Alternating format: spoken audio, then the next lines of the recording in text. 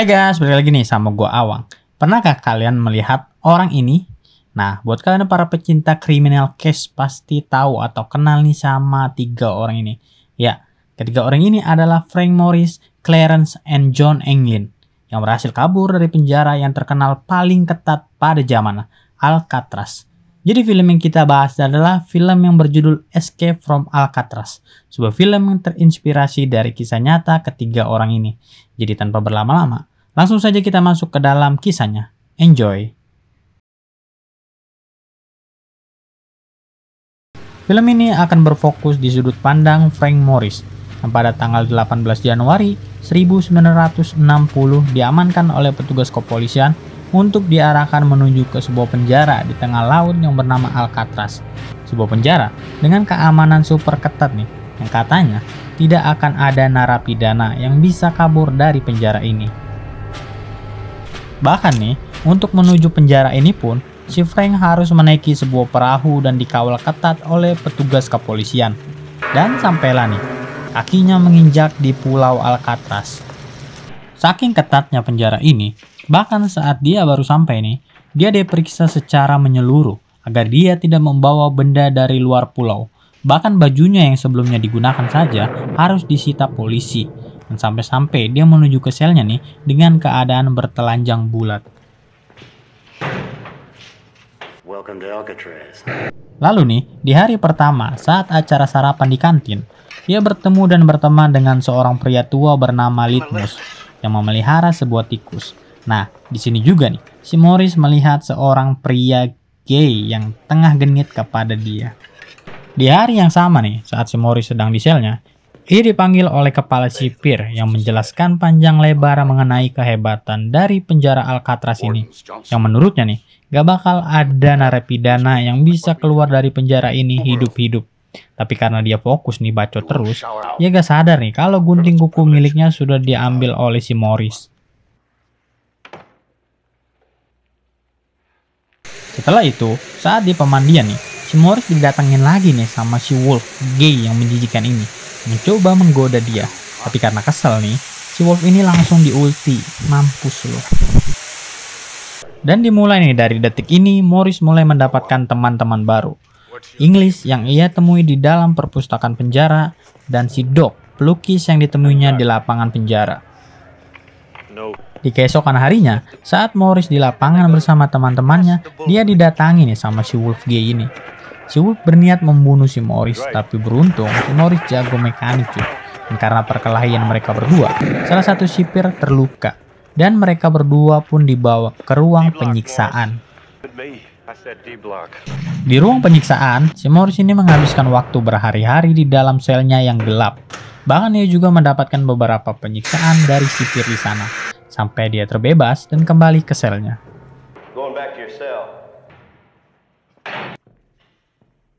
Setelah kembali dari selnya, Morris juga mendapatkan teman baru nih, orang yang bernama Butch. Dia juga bakal menjadi cerita penting dari kisah pelarian Morris.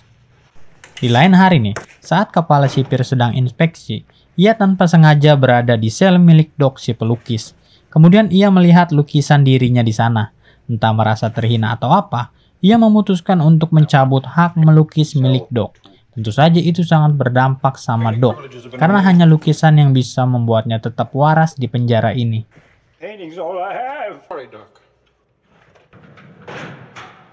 Keesokannya nih, Morris yang telah menyadari sikap aneh dari Doc menanyakan penyebabnya kepada sipir.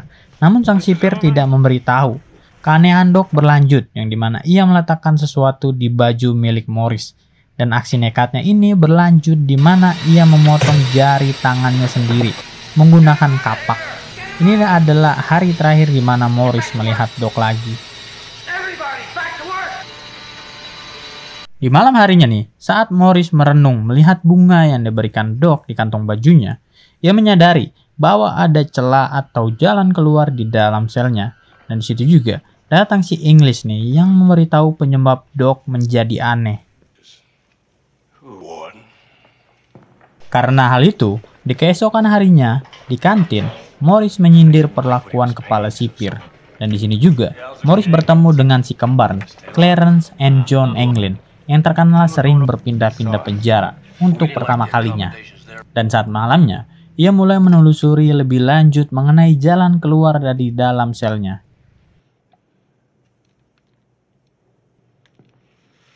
Lalu keesokannya nih, Butch mendapatkan seorang pengunjung, yaitu istrinya sendiri, yang mengabari dirinya bahwa orang tua Butch sedang sekarat. Nah, ini juga alasan nih yang menyebabkan Butch mengatakan kepada Morris bahwa jika Morris ingin kabur dari penjara ini, ia akan ikut kabur bersamanya. Dan dimulailah rencana mereka untuk kabur dari penjara ini. Morris mengatakan kepada mereka bahwa tembok di penjara ini sudah tua dan bisa digali dengan mudah. Maka dari itu, mereka membuat planning awal. Yang pertama, melubangi lubang di sel masing-masing. Yang kedua, membuat badan palsu untuk mengecoh sipir. Yang ketiga, membuat peralatan seperti pelampung untuk menyeberangi lautan. Dan mereka pun mempunyai peran-peran masing-masing di sini. Malam pun tiba. Dimulailah aksi pertama mereka. Satu orang menggali dan satu orang lagi memantau. Morris pun mulai menggali lubang di selnya, namun ia menyadari nih, bahwa gunting kuku saja tidak cukup. Jadi, keesokannya nih saat di kantin, ia menyadari bahwa ia bisa membuat alat yang lebih baik menggunakan sendok.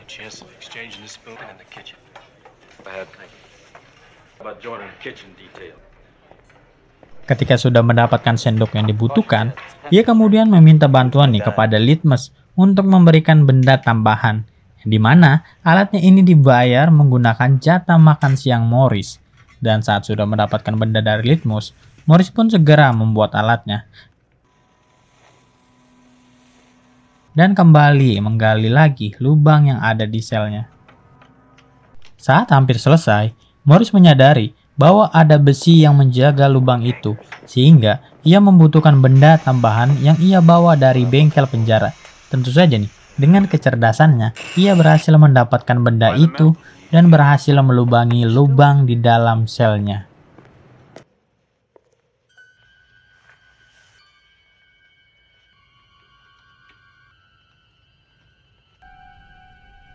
Saat sudah berhasil, Morris bergantian dengan Butch, begitu juga dengan Clarence dan John. Dan sekarang tugas kedua Morris adalah membuat boneka palsu dan juga penutup lubang palsu dari tisu dan sisaan tembok yang ia lubangi.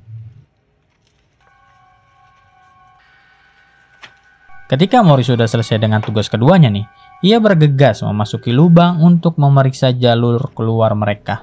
Tapi apesnya nih, saat sedang di luar selnya, ada sipir yang bulak-balik ke depan selnya. Dan saat Morris menelusuri jalur keluarnya, ia juga menemukan sebuah masalah di sana, yang dimana jalur keluarnya ini tidak bisa dilalui seorang diri, harus dengan bantuan orang lain. Dan di sisi lain, si sipir yang mulai penasaran nih, kenapa si Morris nggak bangun-bangun, segera menuju selnya. Dan untung saja nih, ternyata Morris sudah kembali ke tempat tidurnya. Keesokan harinya nih, Morris memastikan progres dari teman-temannya. Semua menjawab berjalan baik, kecuali Butch yang menjawab progresnya agak terganggu. Dan di hari itu juga, Morris bersama John kembali untuk menelusuri jalur keluarnya. Dan kembali terkendala, ia membutuhkan alat tambahan. Morris kemudian kembali meminta bantuan kepada Litmus untuk mendapatkan benda yang ia butuhkan. Dan ia juga mengambil benda dari kelas musik di penjara. Hampir saja ketahuan oleh sipir nih. Tapi dengan tenang dan kecerdasannya, ia berhasil lagi mengelabui sang sipir. Dan ketika ia sudah mendapatkan alat yang dibutuhkan, Morris dan John kembali melakukan aksinya dengan penuh hati-hati dan perjuangan. Sampai akhirnya mereka berhasil menyelesaikan tugas terakhir. Lalu keesokan nih, Morris kembali memastikan progres teman-temannya. Dan saat semuanya sudah menjawab selesai, Morris mengatakan bahwa pelarian mereka akan dilakukan saat Selasa malam. Di keesokan harinya juga, saat Morris sedang berada di kantin dan sedang merawat bunga milik Doc, kepala sipir menghampirinya dan meremas bunga milik Doc, yang menyebabkan Litmus sangat marah. Namun apesnya nih, saat itu juga Litmus mengalami serangan jantung dan kehilangan nyawanya di saat itu juga. Lalu, saat Morris sedang berada di selnya nih, ia bertemu dengan English dan sedikit berbincang-bincang kepadanya. Saat English mengatakan sampai jumpa, Morris membalasnya dengan kata selamat tinggal. English pun langsung mengetahui maksud dari perkataan Morris. Tapi apesnya nih, besoknya tiba-tiba ada inspeksi mendadak. Dengan deg-degan nih, Morris berdoa agar tidak ketahuan nih saat inspeksi. Dan nasib baik masih berpihak kepadanya. Namun setelah pemeriksaan itu, kepala sipir menyadari bahwa Morris bertingkah aneh dan berniat untuk memindahkan selnya di hari Selasa pagi. Permasalahan nggak sampai di situ aja nih. Keesokannya, bahkan Morris mendapatkan masalah karena si Wolfgang ini sudah terbebas dari sel khusus. Dan di hari itu juga, si Wolfgang ini mencoba untuk membunuh Morris. Namun aksinya nih dicegah oleh si English. Dan malam yang ditunggu-tunggu pun tiba. Morris bersama John dan Clarence mulai bergerak. Namun tidak dengan Butch nih. Morris mencoba memanggil Butch, namun tidak ada respon. Dan ternyata, si Butch ini masih ragu sama aksinya, alias dia takut gitu menjalani misi pelarian ini. Akhirnya, dengan terpaksa, Morris, Clarence, dan Jones tetap melanjutkan aksinya tanpa Butch.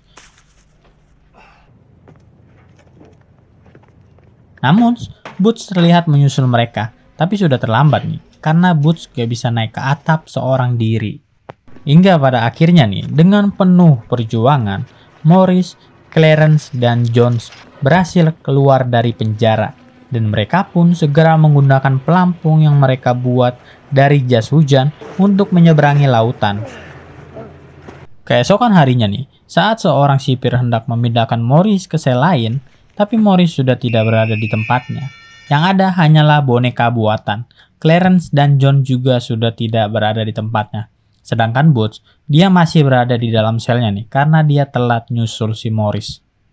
Para penegak hukum berusaha menemukan mereka bertiga, termasuk kepala sipir, yang hanya menemukan sebuah foto dan bunga di tepi pantai. Mereka percaya bahwa ketiga orang ini telah mati tenggelam. Namun sampai saat ini, ketiga jasad mereka tidak pernah ditemukan.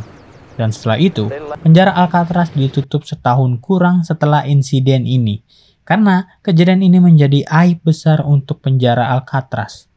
Jadi, itulah kisah dari 3 narapidana legendaris ini. Gimana nasib mereka? Apakah mereka hidup atau mati tenggelam? Nggak ada yang tahu nih. Karena kasusnya sendiri pun sudah ditutup karena tidak menemukan hasil. Terima kasih telah menonton. Jangan lupa untuk like, komen, dan subscribe. Gua Awang izin pamit, sampai ketemu di konten-konten lainnya. Bye!